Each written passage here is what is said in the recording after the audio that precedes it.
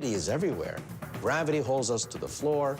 Gravity holds the sun together, the solar system together. Where was gravity in special relativity? Einstein wants to expand his special theory of relativity into a general theory of relativity, a theory that will explain not just time, but also gravity. He realizes he will be fighting more than 2 centuries of scientific thought and his hero, Sir Isaac Newton. It's 1907, and the 28-year-old Albert Einstein is still a patent office bureaucrat. It has been 2 years since he published his special theory of relativity, and the ambitious Einstein decides to advance an even more radical interpretation of the universe, a general theory of relativity. Doing this will require him to take on his scientific hero, Sir Isaac Newton. In Einstein's time, Isaac Newton was God. Newton was the founder of modern science. This is the actual first edition of Newton's Principia Mathematica of 1687. This priceless artifact is the very, very famous book which became the foundation of universal physics for centuries, until Einstein upset the apple cart. It has been almost 250 years since the apple fell from the legendary tree on Isaac Newton's estate, giving Newton the inspiration to formulate his law of gravity. Newton said that if an object falls, it's because there's a mysterious force called gravity pulling it down.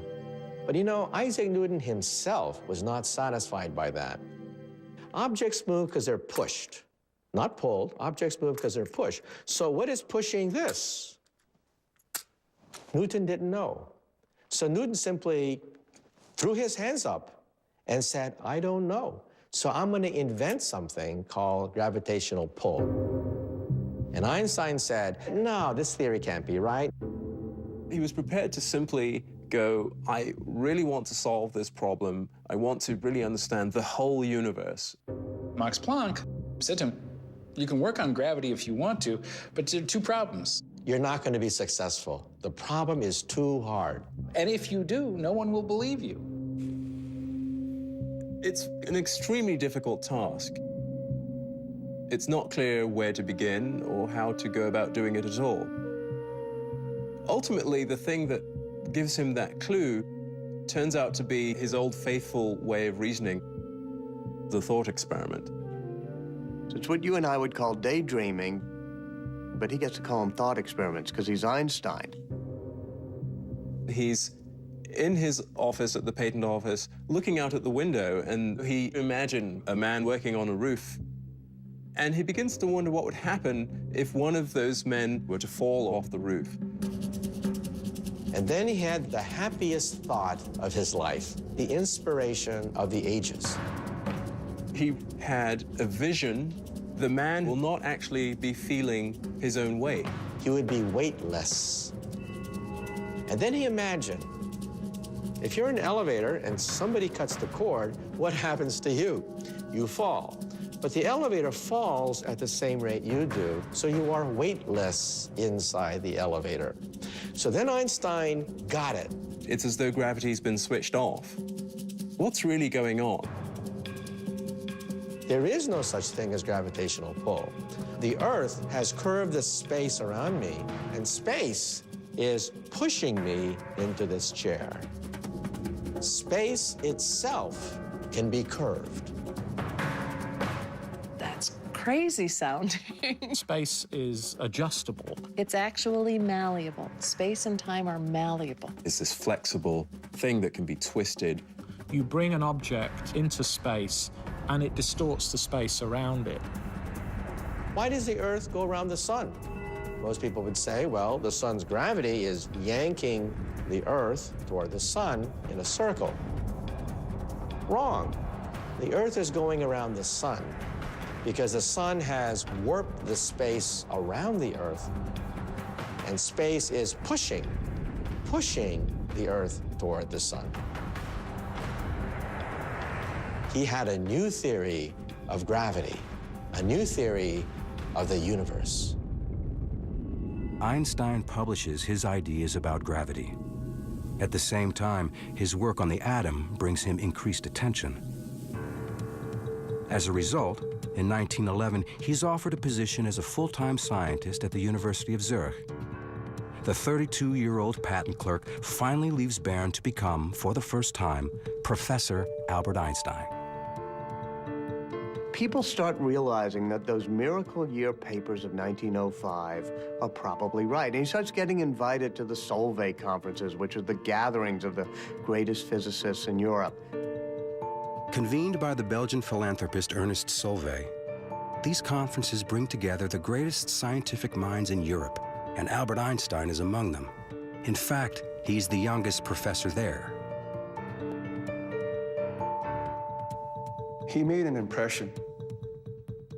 He was friendly, he was funny, and he was smart, really smart, and people saw that.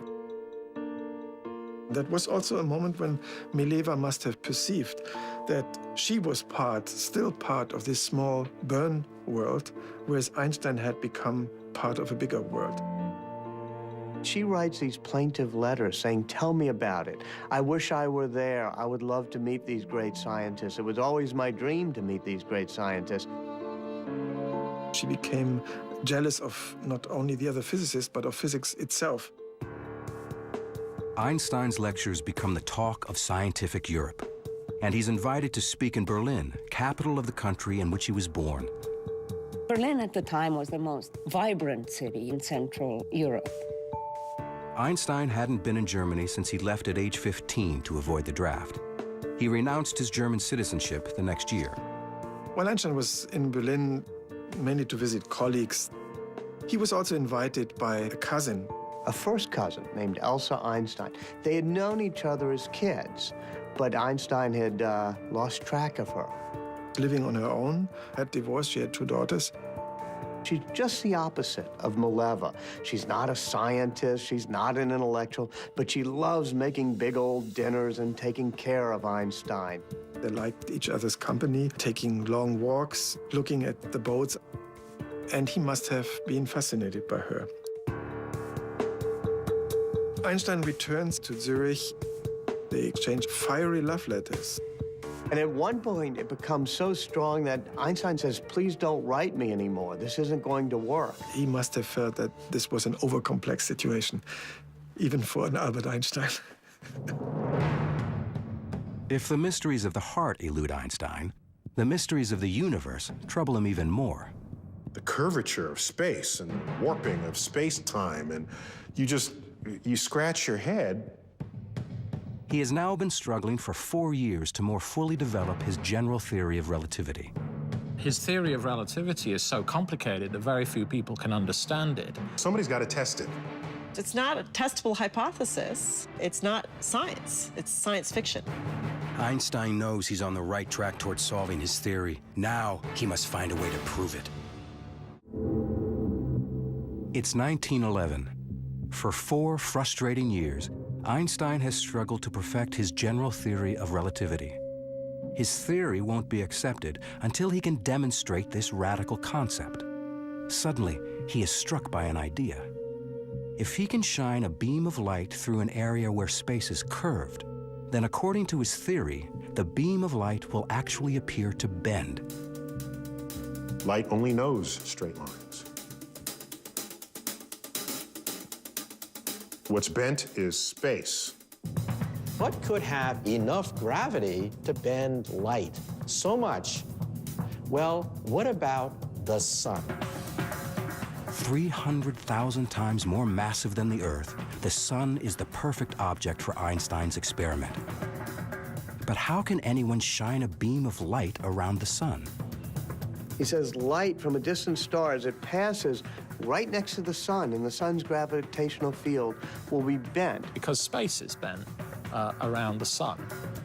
But even if Einstein is right, he'll never be able to see it happen because the sun is just too bright. Except, when is the sun covered so that we can see what's around it without being blinded by the light? That only occurs during a total solar eclipse. Here's the sun, and it's blocked by the moon, and suddenly all the stars come out. He figured if you have the sun here and there's stars way back here and the light's coming in toward you, it will bend slightly. So to your eye, you think that the stars had gone out like that. Light going around the sun. That's something that even his mother could understand. Nobody actually was willing to say without doubt, this is the truth, until somebody can prove it by taking a picture. So who do you turn to? You turn to the astronomers, the astrophysicists. Our laboratory is the entire universe. By 1912, Einstein believes he is finally on the verge of proving his long percolating and provocative theory. He publishes this revolutionary prediction and puts the call out to the astronomy world. Go out and measure. He said, go to an eclipse and do this observation. Nothing happened. He actually wrote to well-known astronomers trying to interest them in doing a test, and was a little discouraged, I think, because he discovered, as people often do, that astronomers are busy people with many things to do and don't necessarily drop everything at the drop of a hat, even for Einstein. It's a frustrating and bitter setback for Einstein. But then, at the Berlin Observatory, a young assistant answers the call. He's an impassioned and brazen young man who's willing to go, quite literally, to the ends of the earth for Einstein. His name is Erwin Finley Freundlich. Freundlich was in his early 20s. He wanted to make a name for himself. He got a sense that here is my chance. This is new stuff, it's important stuff, and I could be part of it. I've seen the letter that goes in the other direction from Einstein to Freundlich, and it's all filled with this excitement. You astronomers can do great help to me by finding proof of the relativity theory. And that's Einstein, the human being, who is trying to get somebody to do things for him because he needs him. He finds out from Freundlich that he's getting married to his girlfriend, Katja. And they're going to honeymoon in the Alps. So Einstein says, come to Zurich and let's meet. Freundlich is on his honeymoon with his bride, and he goes to meet Einstein. He's looking for him out the window, and there he is. There's Einstein. He can recognize him because he's wearing this straw hat, and he's standing out like a sore thumb. And this is the famous Einstein that he's corresponding with this prediction and this great opportunity. And he's going to get to meet him. So he gets off the train and he shakes his hand, and they're all animated. And before they can talk, they whisk the couple off the train and they go to Frauenfeld nearby. It's a suburb. To their surprise, the newlyweds are spending their honeymoon in an auditorium, listening to Einstein speak. And in the middle of the lecture, Einstein says, we need this eclipse test, and the man who's going to decide is sitting in the audience. His name's Erwin Freundlich, and there he is, and everyone looks, and Freundlich has to stand up and be recognized. And so Freundlich was thrilled, this recognition at this great meeting. On the way back to Zurich, Einstein engages Freundlich in an intense discussion about gravitation while the new fiancée, Katja, just looks at the scenery. They start hatching up that plan of going to a total solar eclipse. The problem with the total solar eclipse, of course, is that it's only visible over a small area of the Earth because the shadow of the moon is actually only a few miles wide. They get these tables and they realize that the next total solar eclipse will occur in the Crimea, which is in Russian territory, on the 21st of August, 1914. Freundlich goes to his boss, says, look, let's go to Russia. I'm collaborating with Einstein. Will you put the money up? And he says, no way. He just refuses. Einstein is absolutely furious. Reaching beyond the European scientific establishment, Freundlich writes to the director of the Lick Observatory near San Jose, California, a rugged outpost of American astronomy. It was a community living on the mountain. They all had their families, their wives were there, their kids were there, They were depending on each other for survival. For many years, it had the largest refracting telescope in the world. But most importantly, it has William Wallace Campbell, a pioneer of eclipse photography. In the 19th century, eclipses used to be attended by astronomers who just did visual observations. I saw this, I saw that. They would draw diagrams, and if people disagreed, it was one guy's word over another. Photography meant you can actually capture what was happening and do precise measurements. Campbell pioneered that technique in the early 20th century. Freundlich writes a personal letter to Campbell. He says, there's going to be an eclipse in 1914. Why don't you come to Russia and let's do this? So there's this wonderful correspondence between Campbell and Freundlich, the senior doyen of California astronomy and this little pipsqueak of an assistant in Berlin who's doing this against the will of his boss. They will be the first to either confirm or to discredit Einstein's new theory of gravity. This was an important observation. Campbell had a fever in him. He saw fantastic opportunities for Lick Observatory and for America.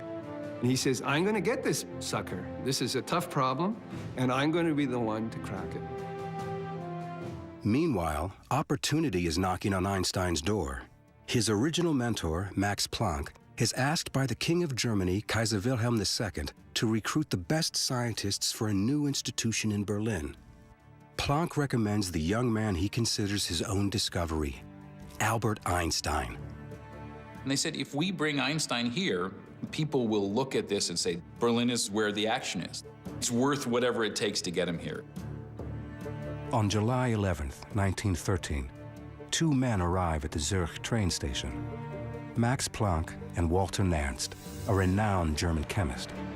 They are hoping that a personal appeal will persuade the rebellious young scientist to return to his German homeland.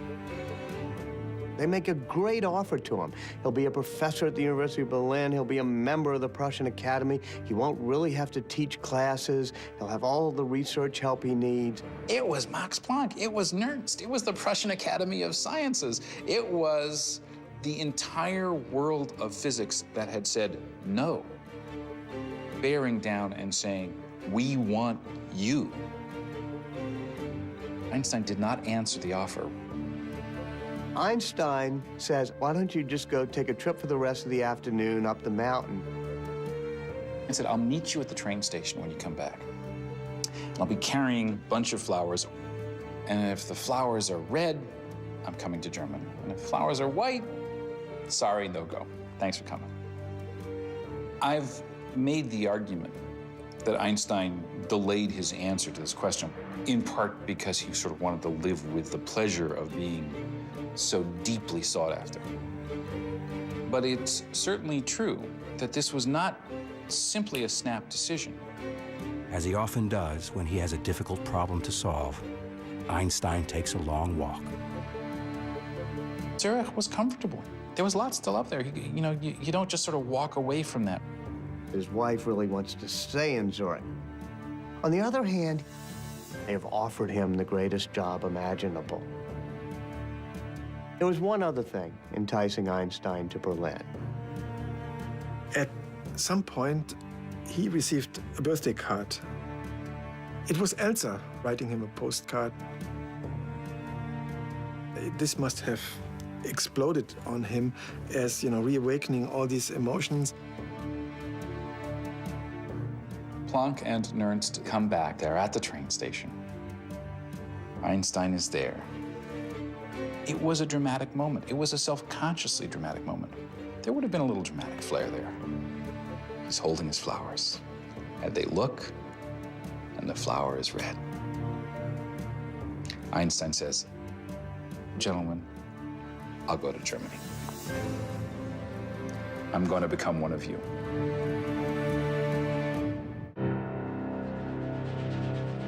By April 1914, Einstein's world is looking brighter. The solar eclipse needed to help prove Einstein's long-gestating general theory of relativity is only 4 months away, and Einstein is on his way to Berlin to join the Kaiser Wilhelm Institute, an elite group of scientists working under Fritz Haber, the institute's director. Fritz Haber was one of the greatest chemists of the 20th century. He developed a process that could be used in producing an artificial fertilizer with the help of which millions could be fed. And he was a hero. Haber and his family host Einstein's wife, Mileva Maric, while she looks for an apartment for herself, Albert, and their 2 children. Haber observes that resettling in Berlin seems to be unsettling relations between Einstein and his wife. Mileva always was a brooding and somewhat despondent woman. And in Berlin, it gets much worse. He's dallying with his cousin, Elsa. Einstein is a very brutally honest guy, so every now and then he apparently would tell Mileva about Elsa. Then they start fighting with each other.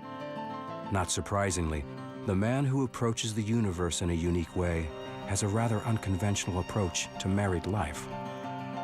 Einstein gives Mileva an ultimatum. If you want to stay married to me, you have to do the following things. It's a contract. It says you have to bring me my meals in my room. You have to speak to me only when I want to have conversation. You're not to expect intimacies from me. More power to her. She doesn't sign this contract. She decides, no, I'm not going to go for that. She goes and stays again with Haber and his wife, Clara. In that time, Haber is sort of a go-between and is negotiating. He's trying to hold them together. He's the one who keeps seeing if maybe they can come to an accommodation. They both respect him. But Haber's best efforts to save the Einsteins' marriage are a failure. The decision to split is finally irrevocable, and Einstein says it's not going to happen. Lacking enough money to support 2 households, Einstein makes Mileva a brazenly self-confident proposition. He offers her a deal.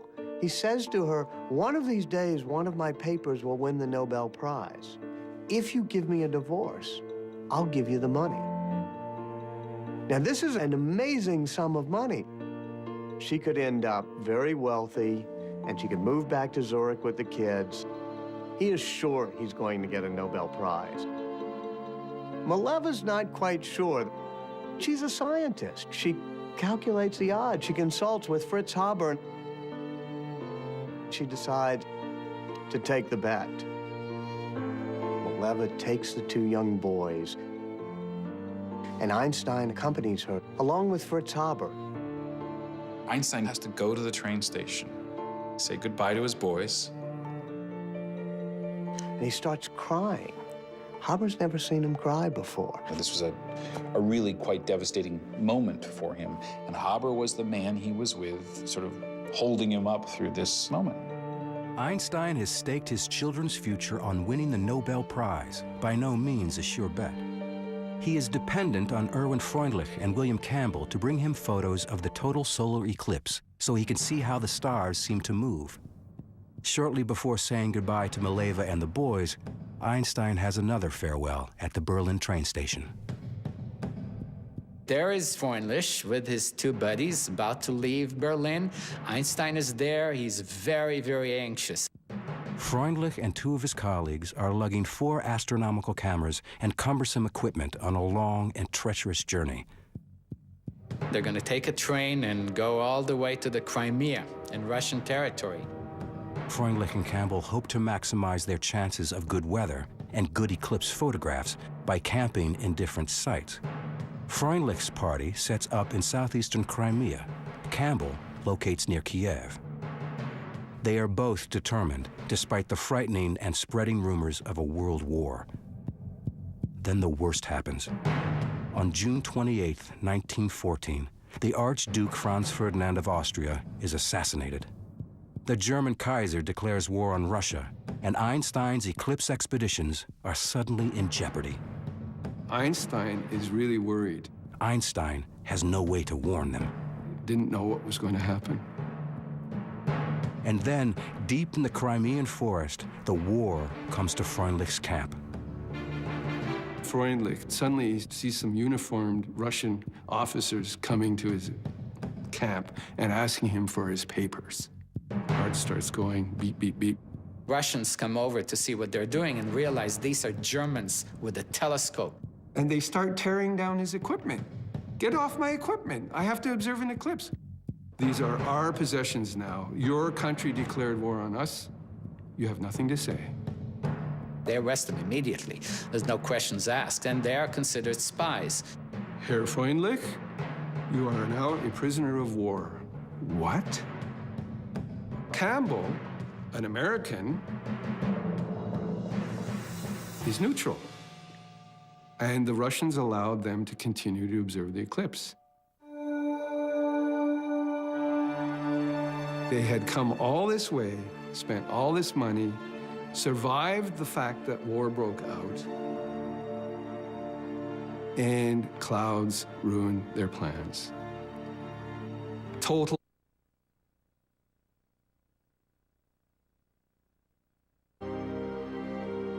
Not only does Campbell fail to get his photograph, but he is forced to abandon his state-of-the-art equipment. Because he is an American, Campbell is not arrested, but he leaves for home a defeated man. Campbell says one wants to come home by the back door and see nobody. Einstein in Berlin is shattered. The expeditions are failures. Freundlich and his team spend several months as prisoners of war in Russia. For Einstein, it is a disaster. Proof of his most revolutionary theory, general relativity, is slipping between his fingers.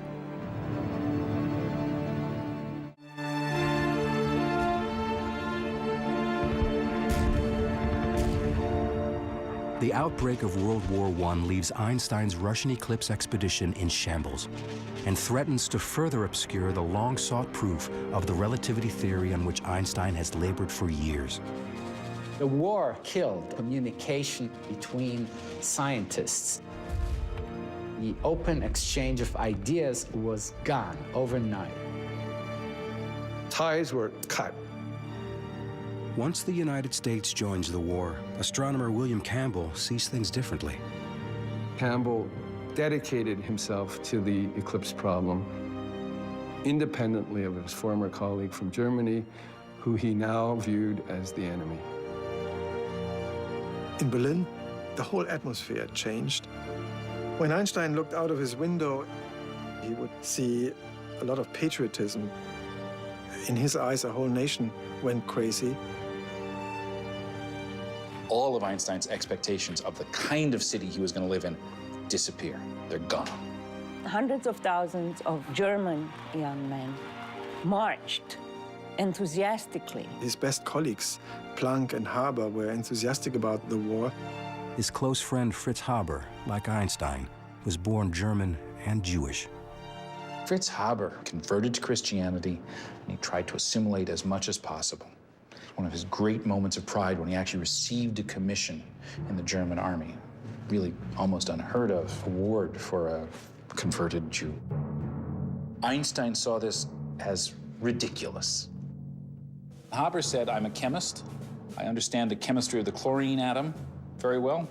I know that chlorine gas is poisonous. Can I turn this into a useful weapon? Haber felt he could construct a devastating enough weapon that it would end the war quickly, thus a humane outcome. The institute Haber directs is turned into testing gas to be deployed on the Western Front. Einstein has an office in Haber's institute. Einstein was disgusted by the eagerness with which Haber, first amongst his colleagues, but many of his colleagues, went looking for ways to kill people and kill them more effectively. Haber was one of the first to develop terrible weapons out of the potential of science. Early in the war, Haber's new mystery weapon, poison gas, is tested on a Belgian battlefield. Haber was there and said, release the weapon. This low cloud drifted over the battlefield, and the cloud just sort of forms. This was the first time this ever happened. Troops had seen things that looked much worse than this cloud, and the effect was devastating. I mean, the troops were just blown out of their trenches.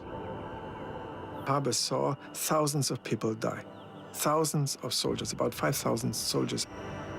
Your lungs begin to fill with fluid, and as the deterioration of your body continues, you can lie there on dry ground, in effect, drowning.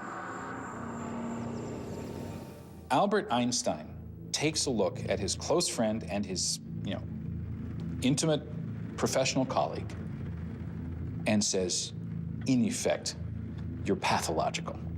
This is grotesque. He writes a letter to a friend in Switzerland that says, all our supposed technological progress is like an axe in the hands of a madman.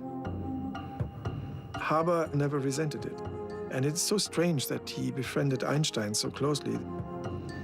They were living on different planets. The war posed a big dilemma for Einstein because in his personal relationships, he respected and was even fond of his colleagues, but rejected their wholehearted support of the war. He comes across this very publicly hyped and published document called the Manifesto of '93, signed by 93 leading German academics, including the people who brought him to Berlin and the people he most values, Haber, and above all, Max Planck. The manifesto says Germany had to fight, it was justified and morally acceptable to fight in this war. And this shocked Einstein. In effect, a betrayal. This was the moment when Einstein realized that there were some things about life outside physics that were important enough that he had to actually go out on a limb and take some personal risk to defend. He actually tries to present a counter-manifesto of other German academics who say, no, there's something else out there besides national pride, national competitiveness, national fury. And 4 people sign the manifesto. It goes nowhere, never published, it fails. He becomes a pacifist. He becomes a war resistor. And Einstein was nearly alone. He's isolated. He's being rejected by his colleagues. His marriage is breaking up. He's having a custody battle for his kids. He immerses himself in his science. The isolation has a positive outcome as Einstein looks again at his general relativity theory. He refocuses on the mathematical equations. One day, he looked back at the calculation for the bending of light as it goes around the sun, and he suddenly realized his earlier calculation was wrong. What would have been found had Freundlich done the observation was only half the deflection that's there, half the bending of the sunlight. It would have discredited Einstein's theory. It is an embarrassing but serendipitous discovery. For 3 years, Einstein has been urging astronomers to photograph an eclipse, which would prove an equation that he now believes to be wrong. Einstein has always considered the failed eclipse expeditions to be setbacks. In fact, they may have saved his career. The war raging all around him, the physicist retreats to his study. He had a little apartment, and most of his thinking was done in his study. Sometimes he can't quite visualize the curving of space. And what he does is he takes out his violin. He said that Mozart's music captured the harmonies of the universe. Playing the violin would help him think. Einstein had this prodigious ability to sit and think. It was called Sitzfleisch. People who knew him said he had this remarkable Sitzfleisch where he can concentrate on a problem for hours, for days, even years. In his office are lots of mathematical manuscripts with equations all over. And he's sitting there thinking, walking around, standing deep in thought. He's doing pure mathematics in his mind. Science is done by the seat of your pants. We have leaps of logic. We have years of wandering in the wilderness. We have frustration. We have pulling our hairs out. That is really the power of genius, the force of will to make all the mistakes necessary to get the right answer.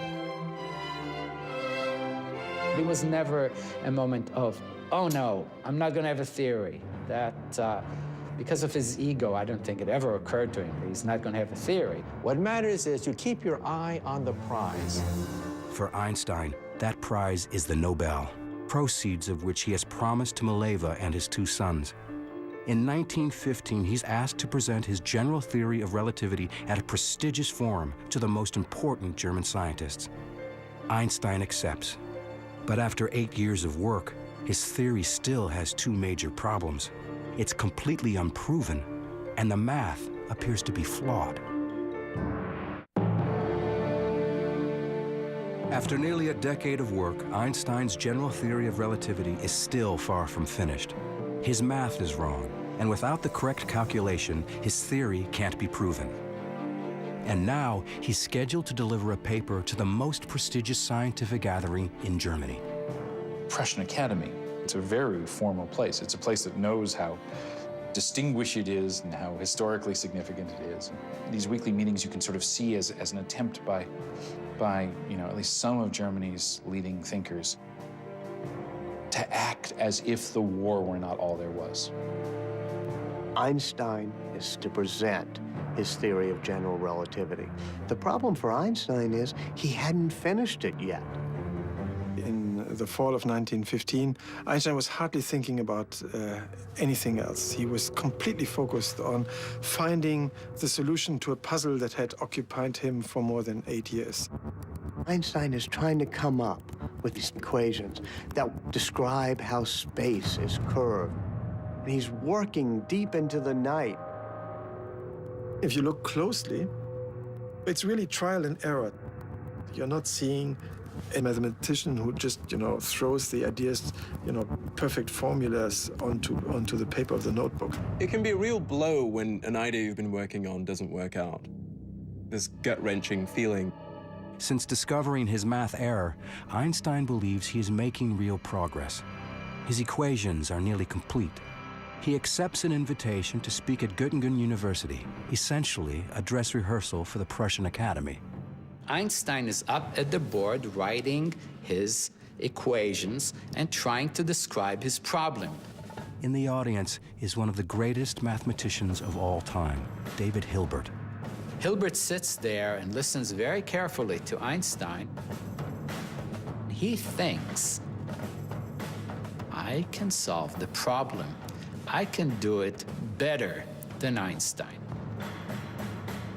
There's always this worry that you might get scooped. You become a little bit paranoid, or sometimes a lot paranoid. There's always this feeling I have when I have a good idea, which is that, well, if I've had this good idea, that probably means that someone else is going to have or has had this good idea too. Einstein goes back to Berlin, and Hilbert goes into his own office. And Hilbert sits there and thinks and tries to race Einstein to the big prize of general relativity. He was one of the greatest mathematicians of his time. A controversy between the two giants, a giant of physics and a giant of mathematics. Hilbert, the nasty guy here who thinks he can beat Einstein, starts working. Hilbert thought that physics was much too important to be left to the physicists, so the mathematicians should take care of it. Stakes are very high here. All or nothing. To unlock the secret of light, to unlock the secret of gravity. Nobody can ever say that Einstein is not a fantastic mathematician, because at that moment, the problem is distilled into pure mathematics. Several times, Einstein thought he had it. When he submitted one of the versions to the Prussian Academy, he wrote his son in Switzerland, you will later understand that this was a great day that changed history, and your father was, producing it. But it turned out again to be an erroneous version. He had to change it a week later once more. He had tried many alleys before, and they turned out to be dead ends. How long do you wait developing this idea, writing the paper, working out all the consequences before publishing it? Einstein had to be really afraid that Hilbert would actually take over the whole game and publish the final equations of general relativity before him. All of a sudden, he discovered that several pointers all seemed to point in the same direction. Einstein remembered that he had given up a very radical solution that he had stumbled upon already in 1912, and that he had then discarded because it looked just physically too unfamiliar, too unacceptable. But now, after he had tried out all these other alternatives, he was ready to return exactly to that equation, back to an equation that he had earlier considered and then discarded 3 years before.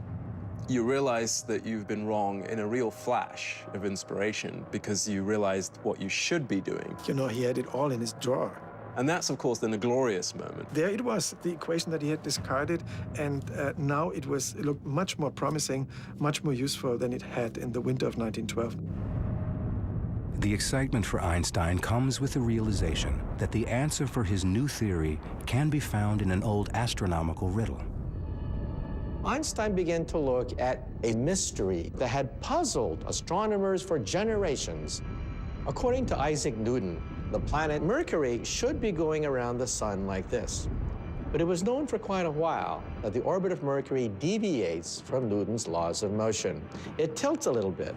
So the orbit, instead of going like this, begins to tilt. And it begins to make a pattern like the petals of a flower. Einstein realizes his thoughts on gravity might explain Mercury's orbit in ways the Newton's law could not. Was Newton wrong? Einstein says, maybe it's my theory of gravity. Is this simple enough to explain all the experimental data? He calculated painfully the orbit of Mercury, and there was a near perfect match. His equations on a notepad matched the motion of heavenly bodies in outer space. He has heart palpitations, and he suddenly realized, oh my God, the theory is correct. He was so filled with joy that he couldn't make his brain focus. And for Einstein, that's a big deal. He finally gets the equations right, just as David Hilbert does. There's a little bit of a dispute. Who got the equations first? There's a lot of rancor at that moment. Einstein gets so hurt. Hilbert was very gracious. He says it's Einstein's theory. Einstein deserves the credit. He's victorious. The theory is Einstein's. On November 25th, 1915, a momentarily triumphant Albert Einstein holds in his hands what he believes is the final equation for the general theory of relativity, his theory of gravity, just in time for his presentation at the Prussian Academy. He goes to the Academy and he speaks. Not for very long. It's a short paper. With that, you have the general theory of relativity, which describes how space and time tell matter and energy where to go. Matter and energy tell space and time how to look. Utterly different view of what our universe is like. Who knows how much applause he got? Nobody does. Everyone suddenly found themselves confronted with the idea that this strange German Jew had overthrown Newton's ideas of gravity. What exactly this meant now, no one was quite sure. There's still no physical proof of it. No one understood Einstein. Einstein believes he has finally got his theory right, but he knows that it won't be accepted until he can prove it. And he can't prove it without photographs of a total solar eclipse. For that, Einstein will have to wait again.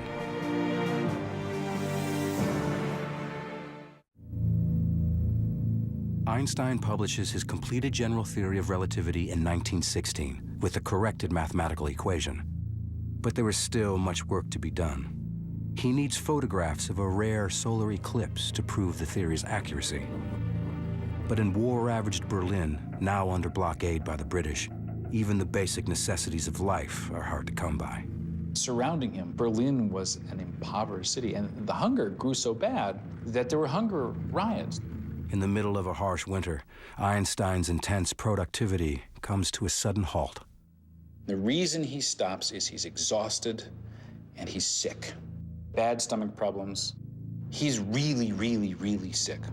He writes, I don't eat, I haven't been able to sleep, and he succumbs to a physical and a mental breakdown. Einstein retreats to a small apartment in Berlin. His cousin Elsa becomes his nurse and savior. Elsa keeps cooking for him, bringing him food, eventually having Einstein move in with her. While Einstein's health is in Elsa's hands, the fate of his theory lies with astronomers. One of them who will play an important role is at Cambridge University in England.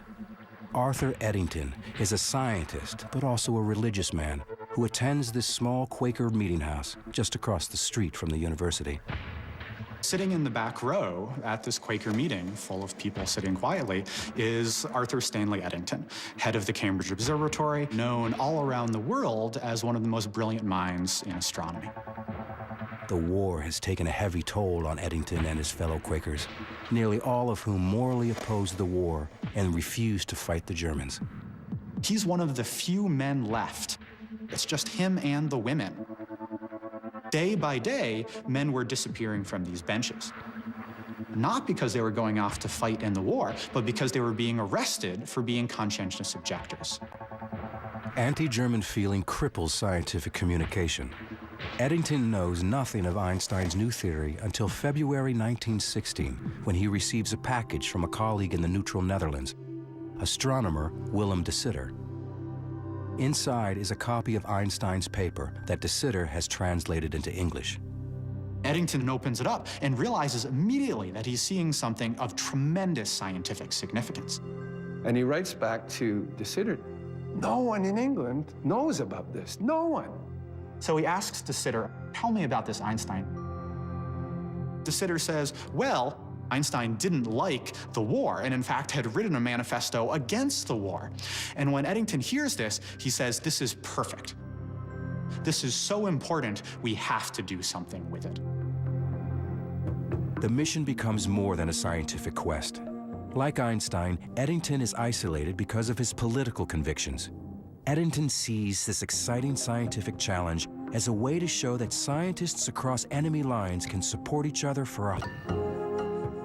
Eddington says, relativity is the most important scientific theory since Newton, and it's done by a German, and even better, Einstein, a brilliant, peaceful scientist. He wanted to stand up there and show the world and show his scientific colleagues that an Englishman will stand up for a German. And the Eclipse expedition was the perfect opportunity. But the forces of interplanetary alignment may not wait for the war to be over. The next full eclipse will occur in June 1918, and it won't be visible in England, where Eddington is trapped by war. However, it will be seen in the state of Washington, practically in the backyard of a man who has been down this road before, William Wallace Campbell of California's Lick Observatory. If Campbell succeeds in photographing this eclipse, he can be the first person to determine if Einstein's theory is right or wrong. Because there was a war going on, no one else could go. The Europeans couldn't send an expedition, and so he had the field to himself. But Campbell also has a problem. They didn't have their equipment because it was still trapped in Russia. Campbell had been forced to abandon his state-of-the-art camera gear in the Crimea back in 1914 when World War I first broke out. So he improvises. Campbell went scrabbling around for equipment in Lick Observatory. They got a lens here, a tube here, and they cobbled together a couple of cameras for Golden Dale. The Lick party was forced to use substandard equipment. Campbell has no choice but to take the risk. He has a total solar eclipse all to himself and may never have another opportunity like this again. Campbell's party travels to Golden Dale, Washington, and gets ready for the coming eclipse. It was close to home, so the whole family went. Campbell's goal is to photograph the stars that emerge in the brief period when the sun is hidden by the moon. But on Saturday, June 8th, 1918, it seems that the universe is once again not ready to yield its secrets. Clouds moved in, and it looked like he wouldn't even get observations, and Russia would be repeated, which he hated. And suddenly, just at the crucial time, when they needed a clear sky, the clouds parted. Campbell begins taking photographs of the spectacle. It starts when the moon first comes in contact with the sun and then starts to move over the face of the sun. The sun becomes smaller and smaller and smaller until the last moment when the sunlight actually passes through the valleys between the mountains of the moon. And then this bright, brilliant beam of sunlight, and then the sun is entirely eclipsed. It's the blackest black you will ever see. My first eclipse, I literally lost my breath. It was like jumping in cold water where you go, you know, you can't believe it. It is breathtaking, literally breathtaking. It's a gorgeous sight. It's just, wow. Most powerful experience that I've ever had in my life. The New York Times had a reporter, and they wrote an article, "Clouds Fall Away for Eclipse." There's a little subtitle, "Test of Einstein Theory." This is the first time that an American newspaper mentioned Albert Einstein. Campbell assigns his most trusted astronomer, Heber D. Curtis, to analyze the photographs to prove or disprove Einstein's theory. Looking in, a star would have been visible, one of the stars that was to be measured. That star would have been very carefully centered on crosshairs in the eyepiece. Once that was done, the scales could be read in the X and Y directions, and a very precise position could be assigned to the star. From those numbers, it could be determined whether the star had appeared to change position. Einstein has predicted that the warped space around the sun will create an optical illusion, making the stars appear to move outward ever so slightly. Einstein predicted much less than a millimeter. This is not an easy measurement to make. Unlike most theories that people put forth, Einstein's general relativity makes very specific predictions. Very tight. It's got to be this, and if it's not that, then the entire foundation of the idea has got to be discarded. Extremely precise, painstaking measurements. You can see on these pages the kind of labor that Curtis had to endure in order to make these measurements. There's page after page after page of this. Some pages crossed out. All you needed was one experiment to show that any aspect of relativity would fail. And he'd have to go back to the drawing board completely. Curtis looks at the stars and sees nothing unusual. They all appear in their normal places, which can only mean one thing: Einstein is wrong. But Campbell is unwilling to risk his reputation on improvised equipment. Nobody wants to reveal an answer until everything has been double-checked. The best tactic is total silence until you're absolutely sure what you found. Campbell orders Curtis to check his results again and again. As Curtis works in quiet isolation atop Mount Hamilton, Europe is in chaos. The order of Europe changed completely. We have 3 empires that disintegrate within weeks of each other. On November 1918, Kaiser Wilhelm abdicates the throne. Einstein notes in his lecture book, class canceled due to revolution. In the immediate aftermath of the war, German scientists, including Einstein, are still not allowed to travel. But Eddington can. Einstein learns that he is going to Africa to photograph a solar eclipse expected on May 29th, 1919. As Eddington leaves Cambridge, the hallways are full of crutches and canes. Cambridge begins to fill up with students again, but they're crippled or they're maimed. He had no fanfare. He's heading off on a lonely adventure. Eddington believes in Einstein and hopes to bring back proof of his controversial theory.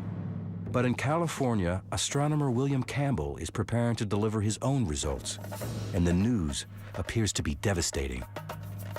On 2 fronts and 2 continents, the proof of Einstein's theory now hangs in the balance.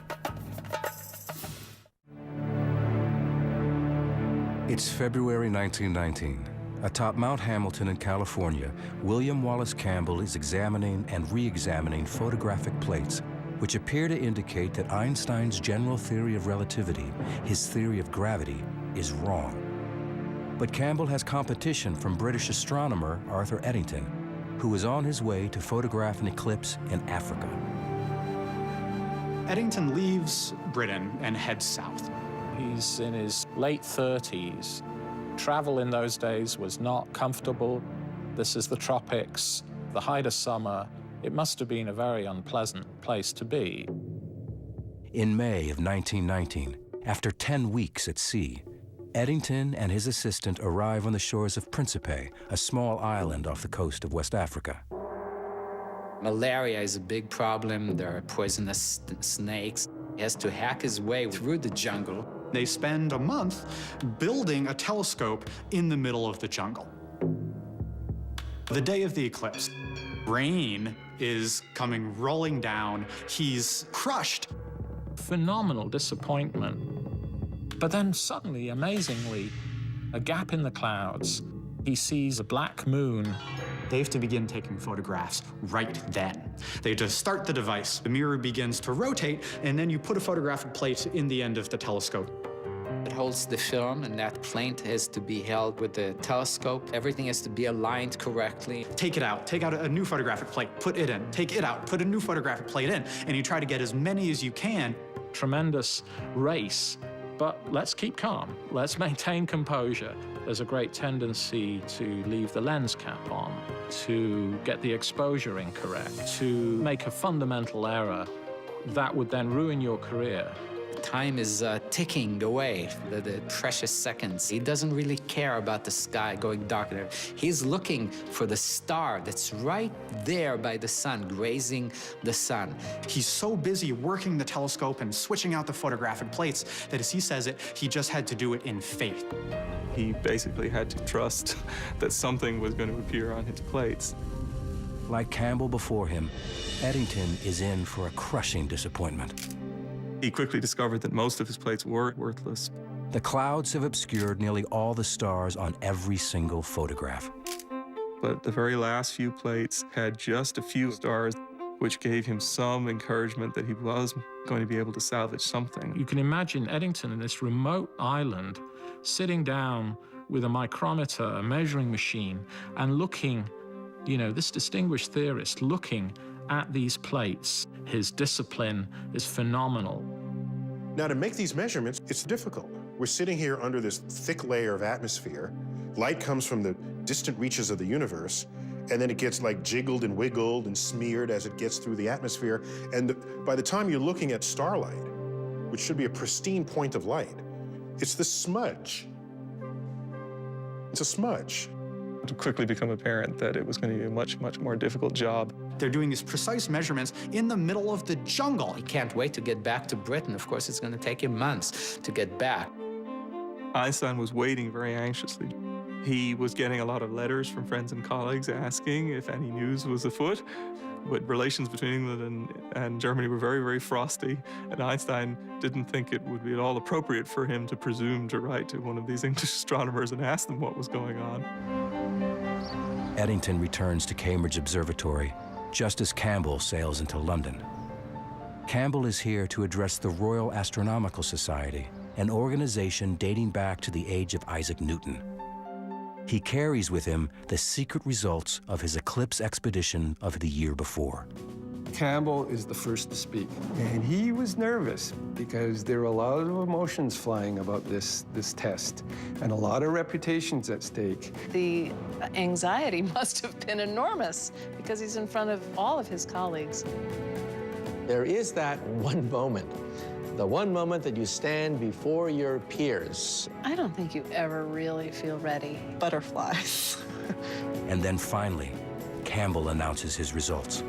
He said Einstein is wrong, and Lick Observatory says Einstein is wrong.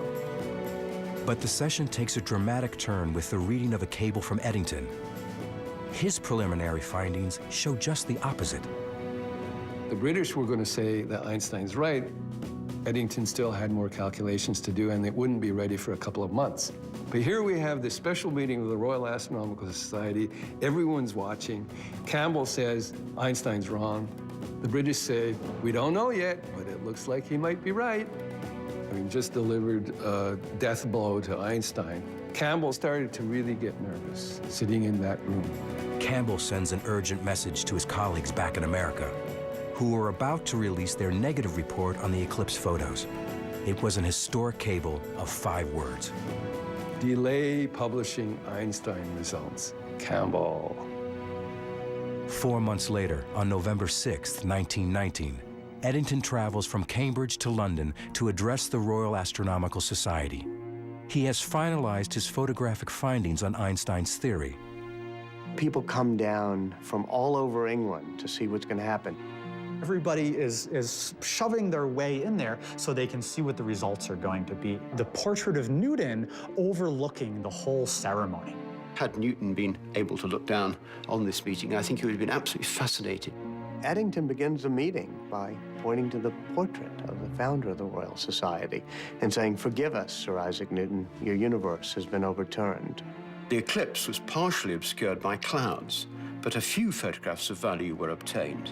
The secretary of the society records Eddington's results. The measurements of the plates have led to the conclusion that the deflection of 1 second 0.75 at the sun's limb, predicted by Einstein's general theory of relativity, is verified by the eclipse observations. The public interest that gets generated by this is tremendous. Outside of the scientific community, no one had even heard of Albert Einstein, let alone his bizarre theories. Now the public learns that everything they believe about the universe is wrong. The Times of London says, in effect, there is a whole new theory of the world. Ideas we've known for hundreds of years are wrong, and this man, this German scientist, Albert Einstein, has given us a new truth. The New York Times has one of the greatest headlines. Men of science more or less agog over eclipse observations. Einstein theory triumphs. And it is then that the German press also picks up on these events. There's a Berlin magazine that shows him, sort of this romantic face with a already fairly, dramatic hair, and this faraway look in his eyes. And the caption to the cover of this magazine says, a new figure in world history. Although few people really understand Einstein's ideas, soon everyone knows his name. Beers are named after him. Mothers named some of their children after him. Einstein himself never realized that his obscure theory of gravity would excite the public imagination. He says things are crazy here with the press. They all want an article, they want a lecture, they want photographs. It is all a craziness. This is, one of the first great ages of photography. So there are pictures of Einstein. There are undersea cables. People can carry news all over the world. There are newsreels. You can see the man moving and talking. Without such freedom, there would have been no Shakespeare, no Goethe, no Newton, no Faraday, no Pasteur, and no Lister. But despite the public adulation, scientists still have their doubts about his theory. People are making a mistake. They're mistaking Einstein's fame for acceptance of his theory. They're equating the two, and that's very far from what happened. A backlash set in. In the New York Times, you can see that they were constantly questioning, who is this famous scientist? Most British people and most Americans, most people from the Allied powers were very hostile to Germany after the war. They were not at all interested in reconciliation. So many people were saying, oh, Eddington was so motivated by the goal of peace and promoting international brotherhood. He was so convinced by the theory that perhaps he allowed himself to be a little bit biased. He's been criticized for fudging the figures. The photographic results from the 2 solar eclipse expeditions, Eddington's and Campbell's, result in a split decision. Another expedition will need to be mounted. Both Einstein, who has been trying to prove his theory since he first proposed it in 1907, and Campbell, who has been working on the problem since 1911, have tremendous personal stakes in the results. Now it was a matter of not just science, it was a matter of international reputation, it was a matter of personal reputation. This was personal. Campbell checks the charts and sees that the next best eclipse to photograph will be in Australia in 1922, more than 2 years from now. And it turns out, he will not be the only one to take up the challenge.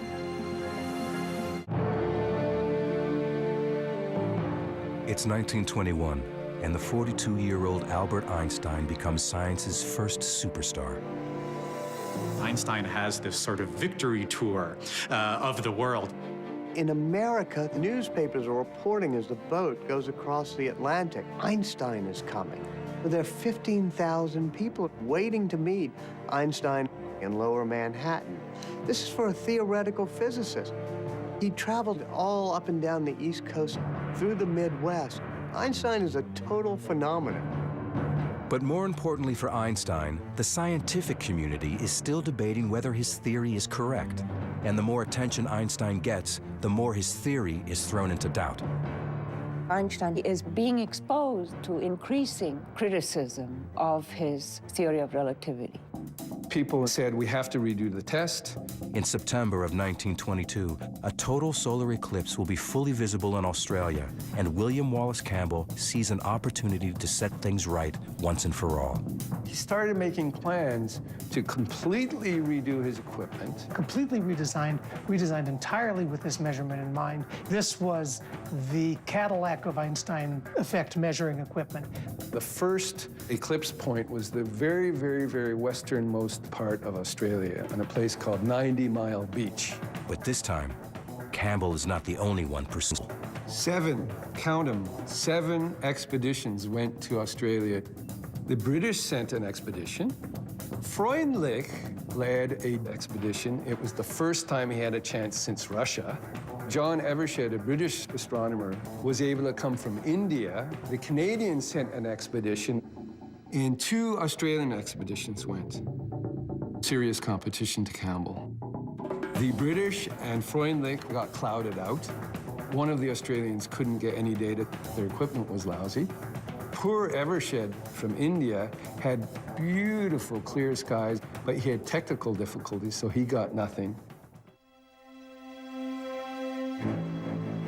Campbell, now in his 3rd expedition, much better prepared. He gets perfect results.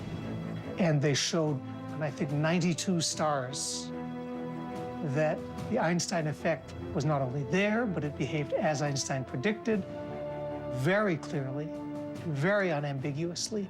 This is one of the lenses which confirmed the theory of relativity. The light actually passed through this lens and actually fell on this plate. This stuff is way cool. I mean, this is the heart. The stars that could be seen around the eclipsed sun, here highlighted, showed just the deflection predicted by relativity. They nailed it. Einstein was so right. It is a proud personal achievement for Campbell and a landmark moment for science. The Lick Party finally succeeds, gets extraordinarily good results, and resoundingly corroborates Eddington's 1919 measurements. Now, who was the first person that Campbell sent a cable to with the result? Albert Einstein. He wanted Einstein to know, boy, did we vindicate you. Boy, did we show that Eddington was right, despite what all the scoffers are saying. For Einstein, this was a tremendous triumph. The eclipse expedition proof of something that looks theoretical, and yet it's very much part of our lives. They showed that space-time around the sun was curving. It was a whole new way of thinking about how gravity works. How strange is that? That's completely against our intuition. But it's what the data showed, and you cannot argue with the data. Nature agrees. Yes, Einstein, that's a beautiful theory. You're right.